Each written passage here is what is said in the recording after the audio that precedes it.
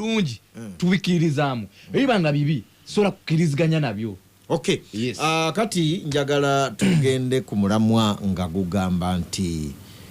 parties zitulaba mu ggwanga lino erya Uganda. Tulabanga ekibiina ekimu ku bibiina ebikulu nfukati ebibiina ebigundiivu nga UPC otaba DP byo byamala ddala okukola ddala omukago ne NRM. Kati tulaba nga waliwo ebizibu ebireetera n'ebiwayi okwakakana nga tulabye Katonga yeetaddewo UPC era erina ekiwayi ekimu abatakkiriza kukwata eno ne DP bwe baalabanga ono akumbya zeeno. In fact gundi yalabanga bakumbye DP block ng'ekumbye ng'egenze mu NUP nammwe ne mubaaniriza bulungi nnyo koye nti nange kangende w'omunene naye n'akwata ekiwayi kye n'akitwala ew'omunene ekyo nakyo ne kigabanwamu.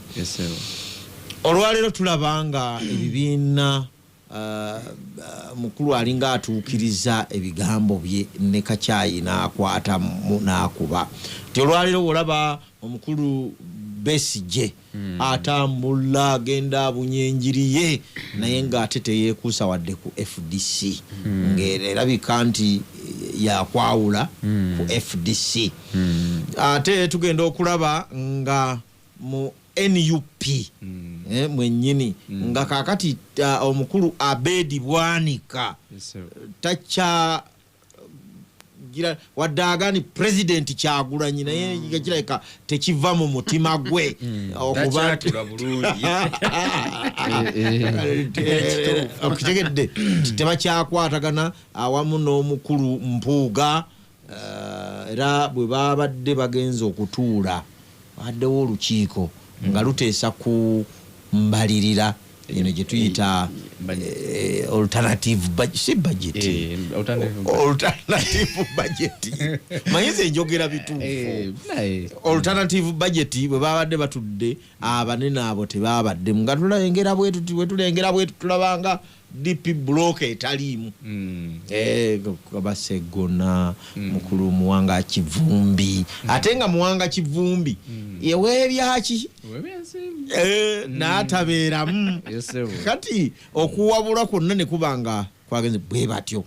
Tugenda okulaba Piero Yu era eri y'abanakuwavu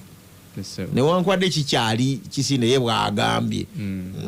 mulimu abagamba ye naye kakati ate omukulu kitegeeza baatusokoddemu okukakana nga tulaba omukulu yennyini bamugayira tereera wano mu magye okukakana nga ye muduumizi waago ekategedde kakati ne bagamba agwe Balamu beera minisita w'abavubuka era ye naayingirawo ate n'atandikirawo kubanga eri abadde kale abadde akola emirimu naye olwatuuse bappa n'agamba nti abavubuka be baasiba abanuupu mubate okategedde wabula ate mwe ne mugaana nti babayisemu tebaagala babate. Okay, ebyo byonna Uganda bigitwalawa 2026 wetuli awo. Ntandise ne katandike nange kale NUP muwanguzi Christopher. Yes, kakati njagala soko kutegeeza mwami wa mala nti omukulu alwa President Museveni okukwata ebibiina byonna n'abanga yatugamba nti bijja tuuka ekiseera nga tebiriwo ebya opposition yagamba 2021 lwokka naye simanyi oba kikyagenda nakakati era munaye bagamba bwe mukibala anti ye kati yakyogera era kyemmanyira kyasigala ayogera kuba tavangayo n'akiryalinga anagamba nti kati munaye 2026 tujja kuba n'opposition singa ngamba nti nja kugula emmotoka 2021 bwe sigigula oba olina okuva n'otubuulira n'otugamba lwaki saagula olina okuva n'otukiryalinga lwaki saagula bino ne bino olw'ebizibu bino kiba kitegeeza nsigadde ku 221 yes kati so twagala naye nga tuli mu 224 yes it means kiri kikyatambula ffe kyetutamanyi kyekyatukwata mu mutwe yagamba ejatuuka opposition nga tekyakola ki tekyaliwo nja kugimalawo naye nja kugimalawo tusuubira akomye atatya nja kugimalawo omwami Museveni president tusuubira akomye era kyenjagala otegeeza bannayuganda kiri ekintu eki kimu nti ffe nga NUP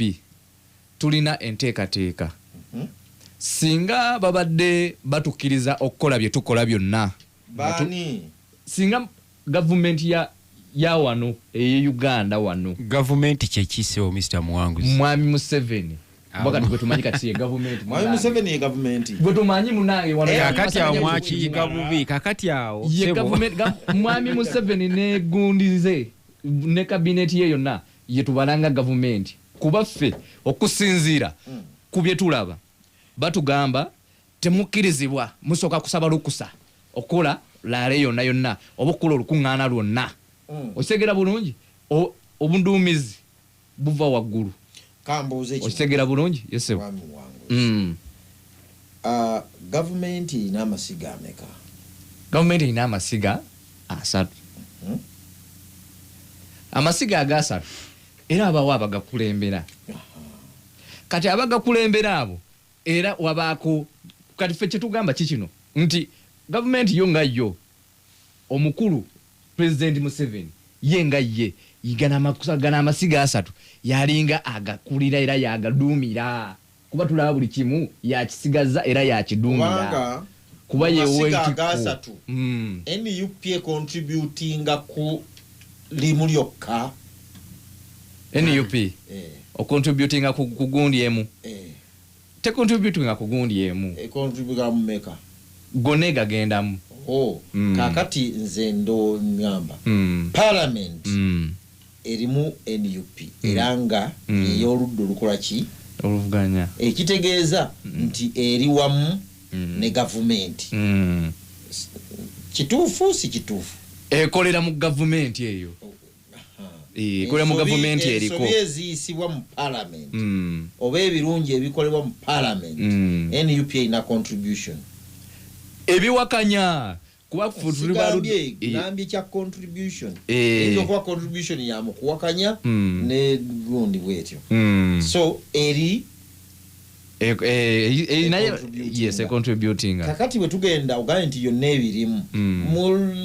mu judiciary mulina yaani mu judiciary nga wa NUP tamanyi mu legislature manya mu administration eno eyo mulina yaani otyo eyo okaye yonna mubeeramu amagabo mwami